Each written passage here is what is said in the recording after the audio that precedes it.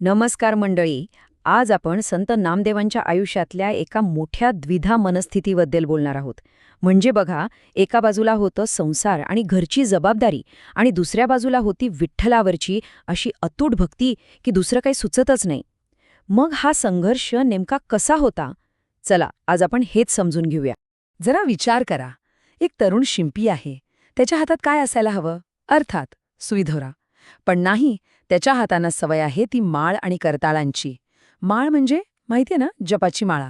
आणि करताळे म्हणजे भजनात वाजवतात ते टाळ. आता होतं काय, दिवसभर लोक कपडे शिवायला यायचे, पण यांचं मन कुठे असायचं? पंढरीच्या विठ्ठलाच्या भजनात. असा होता संत नामदेवांचा सुरुवातीचा काळ. तर झालं असं की तरुणपणीच नामदेवांवर त्यांच्या वडिलांचा जो शिंपीकामाचा व्यवसाय होता तो सांभाळण्याची जबाबदारी आली. आता साहजिकच घरातल्या सगळ्यांना वाटत होतं की यांनी आपलं काम अगदी नीट करावं. पण नामदेवांचं मन ते तर पूर्णपणे विठ्ठलाच्या भक्तीतच गुंतलं होतं. दुसरं काही सुचतच नव्हतं. मग काय, घरातून दबाव यायला लागला. साहजिकच आहे नाही का, घरच्यांना त्यांच्या भविष्याची काळजी वाटायला लागली. अहो, संसार चालवायचा म्हणजे काम तर करावंच लागणार. पण नामदेवांचा सगळा ओढा होता तो भक्तीकडे. घरच्यांच्या नजरेत हे सगळं जबाबदारी टाळण्यासारखं होतं. आणि खरं तर ही त्यांची चिंता अगदी योग्य होती, व्यावहारिक होती. आणि ही काळजी त्यांच्या बोलण्यातनं अगदी स्पष्ट दिसायची. ते म्हणायचे, अरे हा मुलगा काही काम करणार आहे की नाही, की दिवसभर फक्त भजन कीर्तन करत बसणार. विचार करा, कोणत्याही सामान्य कुटुंबाला ही भीती वाटणारच नाही का?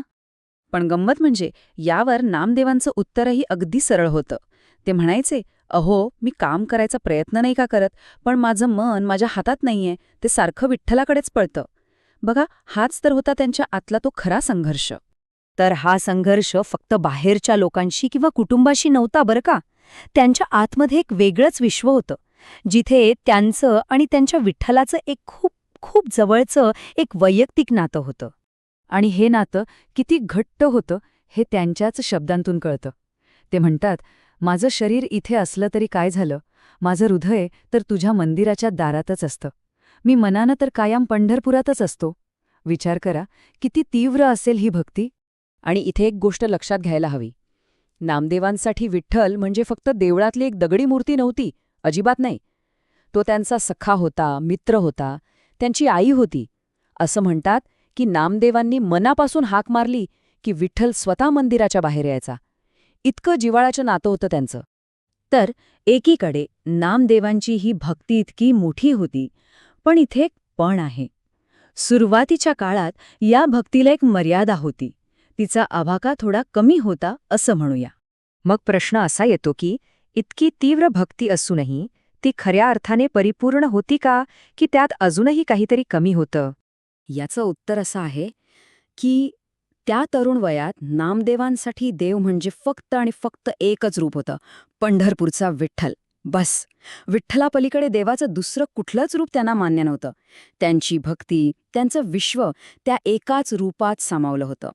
तर आतापर्यंत आपण पाहिले तरुण नामदेव जे संसार आणि भक्ती या दोन गोष्टींमध्ये उभे आहेत. पण इथून पुढे त्यांच्या आयुष्यात, त्यांचा आध्यात्मिक प्रवासात एक खूप मोठा आणि महत्वाचा टप्पा सुरू होणार होता. म्हणजे थोडक्यात काय, तर नामदेव विठ्ठलाच्या प्रेमात अगदी आकंठ बुडालेले होते, यात शंकाच नाही. पण देवाबद्दलची त्यांची जी समज होती ती अजूनही मर्यादित होती. आणि जोपर्यंत आपली दृष्टी विस्तारत नाही तोपर्यंत पुढचा प्रवास कसा होणार, आणि हाच प्रवास पुढे कसा घडणार आहे हे आपण पुढच्या भागात पाहणार आहोत. कारण नामदेवांच्या आयुष्यातला तो निर्णायक क्षण येतोय. पंढरपूरमध्ये त्यांची भेट होणार आहे साक्षात संत ज्ञानेश्वर माऊलींशी. आणि मग तिथून सुरू होते एक अशी मैत्री आणि एक असा आध्यात्मिक प्रवास जो खरंच अद्भुत आहे.